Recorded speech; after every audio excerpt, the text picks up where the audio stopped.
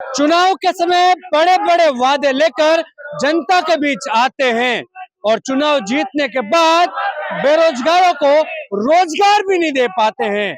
और जब जो रोजगार नौकरियां करते हैं युवा, उनका रोजगार तक छीन लिया जाता है। और राजस्थान में भाजपा की सरकार आने के बाद ठीक ऐसा ही 5,000 युवा मित्रों के साथ हुआ है, जो कि पिछले 2 महीनों से जयपुर के शहीद स्मारक पर अपना आंदोलन कर रहे हैं। अब सामने लोकसभा चुनाव है, राजस्थान में सुनवाई हो नहीं रही है। ऐसे में आखिरी अरदास केंद्र सरकार से है और इसी को लेकर आज युवा मित्र बड़ी संख्या में प्रधानमंत्री नरेंद्र मोदी के नाम लेटर लिख रहे हैं। 21वीं सदी का जमाना है, सोशल मीडिया का जमाना है और सोशल मीडिया के जमाने में भी सुनवाई नहीं हो रही है, तो ये पत्र लिखे जा रहे हैं, ये लेटर लिखे जा रहे हैं, जिसकी बानगी आपको दिखा देते हैं। ये पीएमओ के नाम लेटर है, जो कि यहाँ पर बड़ी संख्या में जो युवा मित्र है, राजीव गांधी युवा मित्र, वो यहाँ पर लेटर लिख रहे हैं। इस पूरे 2 महीने के आंदोलन में एक युवा मित्र की जान तक चली गई, लेकिन फिर भी सरकार के कान नहीं खुले। युवा मित्र है, इनसे भी बात कर रहे हैं। कब तक लगेगा, कब तक आंदोलन जारी रहेगा? और अब जब ये लेटर का जरिया 21वीं सदी में आपने अपनाया, क्या कहेंगे? देखिए, हमने सारे तरीके अपना लिए हैं। पिछले 2 महीने से निरंतर हम संघर्षरत हैं इस शहीद स्मारक पर, लेकिन जब अब 2 महीने में सरकार की नींदें नहीं खुली, इन 5,000 जो युवाओं को बेरोजगार किया है, इनकी बात को नहीं सुना जा रहा है। तो सम्माननीय मोदी जी जो युवाओं की बात करते हैं, मन की बात करते हैं, पूरे हिंदुस्तान के जन जन की बात को समझते हैं, तो उसी उद्देश्य को ध्यान में रखते हुए हमने सम्माननीय मोदी जी से आग्रह पूर्वक ये पत्र भेज रहे हैं कि ये 5,000 युवा नहीं, 5,000 परिवार हैं, हजारों उम्मीदें इनसे जुड़ी हुई है। एक राजीव गांधी नाम जुड़े होने से सिर्फ आपकी डबल इंजन सरकार ने राजस्थान में आते ही 5,000 लोगों के पेट पे लात मारने का काम किया है। आपसे निवेदन है कि लोकसभा चुनाव सर पे हैं, इन 5,000 परिवारों को भरण पोषण की आप जिम्मेदारी लें, इन 5,000 युवाओं को रोजगार देने का काम करें। राजस्थान सरकार ने सुनवाई नहीं की, इसलिए अब दिल्ली दरबार तक। देखिए, राजस्थान सरकार जब से बनी है तब से पोस्टर लग रहे हैं कि डबल इंजन की सरकार, डबल इंजन की सरकार।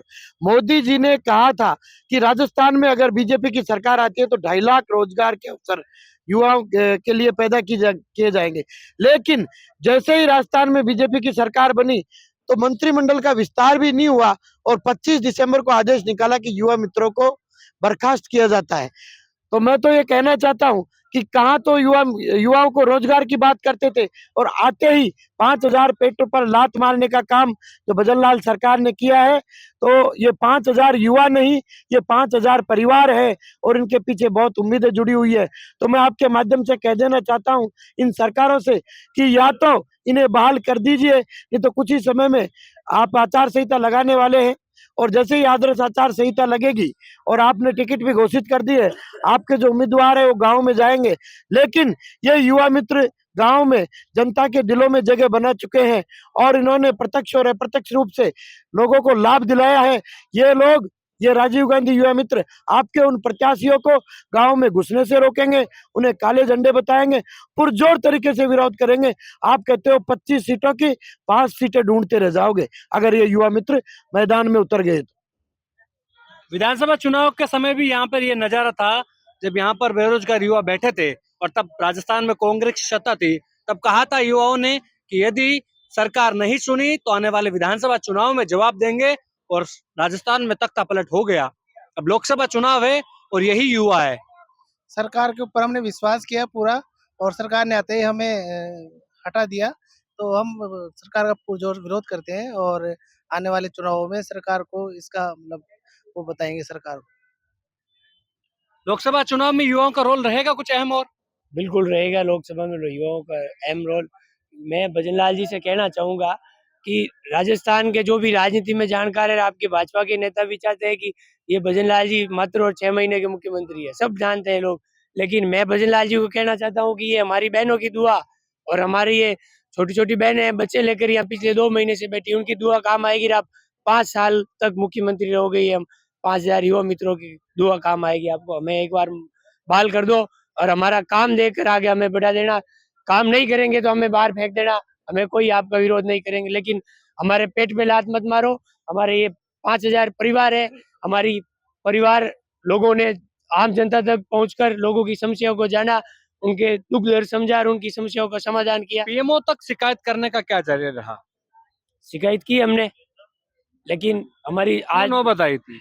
नौबत आ गई, हमारी 2 महीने तक सुनवाई नहीं हुई है। 2 महीने से यहाँ बैठे हैं भूखे प्यासे, इतनी धूप में बारिश में यहाँ रहे। हमारा एक भाई था वो शहीद हो गया, राजकुमार गुप्ता। कई बहनों के, कई भाइयों के, किसी के दादाजी एक्सपायर हो गए, किसी के मम्मी जी एक्सपायर हो गए, किसी के पिताजी वो अपने आखिरी सांस तक उनके पिताजी से मिल नहीं पाए, यहाँ रहे थे हमारे संघर्ष में। सरकार का कोई नुमाइंदा पहुंचा यहाँ पर? अभी तक तो किसी ने कोई नहीं पहुंचा हमारे बीच में। देखिए ये युवा है और कुछ नारी शक्ति भी है, इनसे भी बातचीत कर लेते हैं। 2 महीने से आप लगातार यहीं हो? आप जी यहीं बैठे हुए हैं घर बार छोड़ के। कब तक सुनवाई होगी? महीने दर जा रहे हैं, आचार संहिता लगने वाली है कुछ ही दिनों में। देखो हम चाहते हैं भाई हमें मतलब आचार संहिता से पहले बाल किया जाए।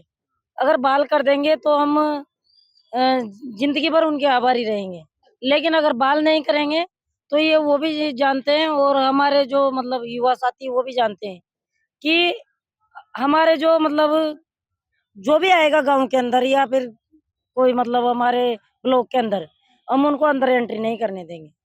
विधानसभा चुनाव में सबसे ज्यादा पिछली बार महिलाओं ने वोट किया और लोकसभा चुनाव में यही सिलसिला रहेगा। तो वही तो समय है जब उसमें अगर वोट कर सकती है महिलाएं तो इसमें क्यों नहीं करेगी। लेकिन अब सरकार अगर उनका वो बना के रखना चाहती है हमें तो हमें रोजगार दे दें, नहीं तो ये तो पेट के पापी पेट का सवाल है। जिधर हमें मिलेगा उधर हम जाएंगे, समस्या ये है। तो हम चाहते हैं भाई अगर हमारा भी गुजारा चल जाए और आप भी बने रहो। हम ये नहीं चाहते हैं कि मतलब हम सरकार के विपरीत थोड़ी है। वो तो मानते हैं कि राम के नाम पर ही हमें वोट मिल जाएगा। भाई साहब राम तो बरसों से यहाँ पे धरती पे हम राम का नाम, मैं छोटी सी थी, एक बात बताऊं मैं आपको, मेरे दादाजी ने, मैं 3 साल की थी तब से राम राम कहना सिखाया, उस टाइम से ही राम राम का नाम आ रहा है। अब कोई नई बात थोड़ी है राम का नाम, राम का नाम लेना या राम की बातें करना, नहीं थोड़ी है भाई। जो चुनाव में इस्तेमाल हो रहा है इस अरे बार। भाई जो इतिहास पुराण जो ग्रंथ है वो आज से थोड़ी बने हैं, वो तो बरसों से बने हुए हैं। उनको पढ़ने वाले पढ़ भी रहे हैं, जो नहीं पढ़ रहे हैं उनको उनके लिए नया है। हम तो शुरू से पढ़ते आ रहे हैं तो हमारे लिए नया क्या है भाई, हम तो शुरू से पढ़ते आ रहे हैं तो हम शुरू से राम जी को मान रहे हैं। हम लोगों ने 1100 दिए जला के राम जी की यहाँ राम की पूजा नहीं स्वागत करनी करने की कोशिश की है, उनको जताने की कोशिश की है कि हम भी राम जी को ही मानते हैं, हम कोई आतंकवादी थोड़े ही हैं। हमने पिछली सरकार में भी अच्छा काम किया था, हमारे को लोग जानते हैं। 3 पंचायतें हमको दी गई थी, तीनों पंचायतों में ज्यादा भी नहीं तो हमको लगभग 500 परिवार ऐसे हैं कि वो आज भी हम जो कहते हैं बस वही करते हैं। कोई भी काम, समस्या हो, कोई सी योजना हो, कोई अन्य कोई विचार विमर्श करना हो, हमको कॉल करके मेरा पूछते कहने हैं। का मतलब समझो कि भाजपा है वो बोल रही है कि राम के नाम पर हमें वोट मिल जाएगा, फिर आपकी चेतावनी का क्या असर होगा? देखो फिलहाल तो हमारी जो संघर्ष समिति है वो निर्णय ले रही है, अगर हमारी तब तक सुनवाई नहीं होती है तो जो समिति निर्णय लेगी वो हमें क्या कह रहे हैं आप? मैं ये कह रही हूँ कि हम गांव-गांव मतलब प्रत्येक घर-घर का दरवाजा जानते हैं। ये चीज उनको भी याद है और हमको भी याद है। आज भी 8 रजिस्टरों का पुलंदा बना हुआ है मेरे पास और एक रजिस्टर पुल तो लाभार्थियों से भरा हुआ है, यानी 1000 से तो ऊपर लाभार्थी है। अब उनका परिवार है, उनको तो जो हम कहेंगे ना उस तरफ घूमेंगे वो। तो हम नहीं चाहते, हम देखो किसी का मतलब आजकल सब स्वतंत्र है,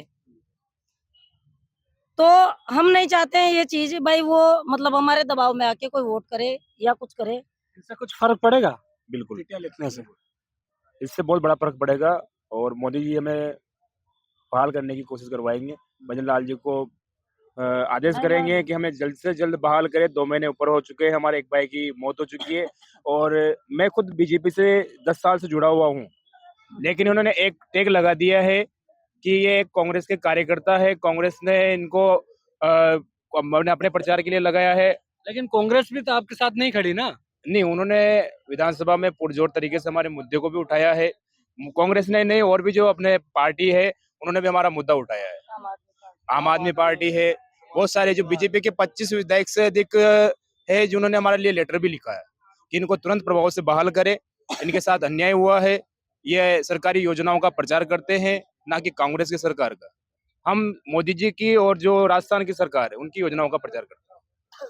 उम्मीद है और उम्मीदों पर ये बंधे हुए हैं और 2 महीने से समय बीतता जा रहा है।